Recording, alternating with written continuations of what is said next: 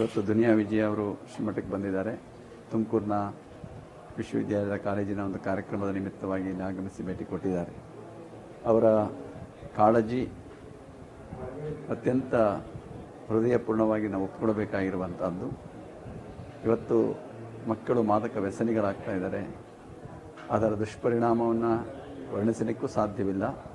ಹೊಸ ಹೊಸ ದಂಧೆಗಳು ಶುರುವಾಗ್ತಾ ಇದೆ. ಇದಕ್ಕೆ ಮಕ್ಕಳು ಬಲಿಯಾಗ್ತಾ ಇದ್ದಾರೆ. ನಮ್ಮ ಮಕ್ಕಳ ಸಂಪತ್ತು ಈ ದೇಶದ ಭವಿಷ್ಯ.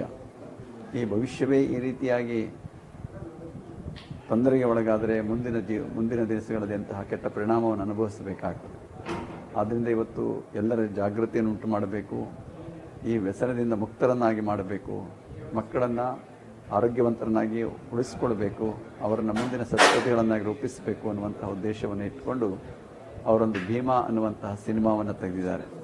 ಈ ಸಿನಿಮಾದ ಉದ್ದೇಶವೇ ಈ ಮಾದಕ ವ್ಯಸನದಿಂದ ವಿದ್ಯಾರ್ಥಿಗಳನ್ನು, ಯುವಕರನ್ನು ಅದರಿಂದ ದೂರ ಸರಿಸಿ ಅವರನ್ನು ಒಂದು ಆರೋಗ್ಯಪೂರ್ಣವಾದಂತಹ ಉತ್ತಮ ಬದುಕನ್ನು ಬಾಳುವುದಕ್ಕೆ ಬೇಕಾದಂತಹ ಮಾರ್ಗದರ್ಶನ ಮಾಡುವಂತಹ ಆ ರೀತಿಯಲ್ಲಿ ತತ್ವವನ್ನು, ನೀತಿಯನ್ನು ಇಟ್ಕೊಂಡು ಮಾಡಿರುವಂತಹ ಒಂದು ಸಿನಿಮಾ.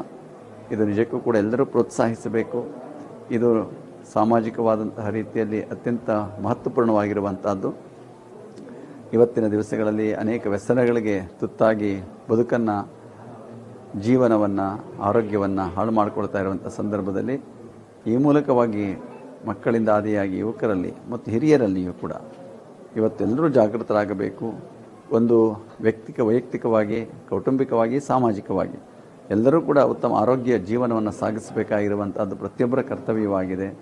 ಆ ಹಿನ್ನೆಲೆಯಲ್ಲಿ ಈ ಸಿನಿಮಾದ ಮೂಲಕವಾಗಿ ಒಂದು ಜಾಗೃತಿ ಉಂಟಾಗಲಿ, ಮಕ್ಕಳಲ್ಲಿ ಬದಲಾವಣೆ ಆಗಲಿ, ಮಕ್ಕಳಲ್ಲಿ ಯಾವುದೇ ವಿಧವಾದಂತಹ ದುಶ್ಚಟಗಳಿಗೆ ದಾಸರಾಗದೇ ಇರುವಂತಹ ಮನಸ್ಸು ಉಂಟಾಗಲಿ, ಅವರ ಮೇಲೆ ಅತ್ಯಂತ ಅಚ್ಚಳಿದೊಂದು ಪರಿಣಾಮ ಉಂಟಾಗಲಿ ಅಂತ ಹಾರೈಸ್ತಾ ಇವತ್ತು ಈ ಸಿನಿಮಾ ತೆಗೆದಿರುವಂತಹ ದುನಿಯಾ ವಿಜಯ್ರವರಿಗೆ ಶುಭವನ್ನು ಹಾರೈಸಿ ಅವರ ಈ ಕಾರ್ಯಕ್ರಮಕ್ಕೆ ನಾವೆಲ್ಲ ಬೆಂಬಲ ಸೂಚಿಸೋಣ ಅಂತ ಹಾರೈಸಿ ಅವರಿಗೆ ಶುಭವನ್ನು ಕೋರ್ತಾ ಇದ್ದೀನಿ. ಆಗಸ್ಟ್ 9ಕ್ಕೆ ರಿಲೀಸ್ ಇದೆ.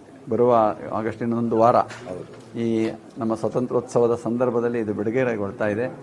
ನಾವೆಲ್ಲರೂ ಕೂಡ ಇದನ್ನು ಸ್ವಾಗತಿಸಿ ಈ ಮೂಲಕವಾಗಿ ಒಂದು ಉತ್ತಮವಾದಂತಹ ವಾತಾವರಣ ಸಮಾಜದಲ್ಲಿ, ನಾಡಿನಲ್ಲಿ ಉಂಟಾಗಲಿ ಅಂತ ಹಾರೈಸ್ತೀವಿ.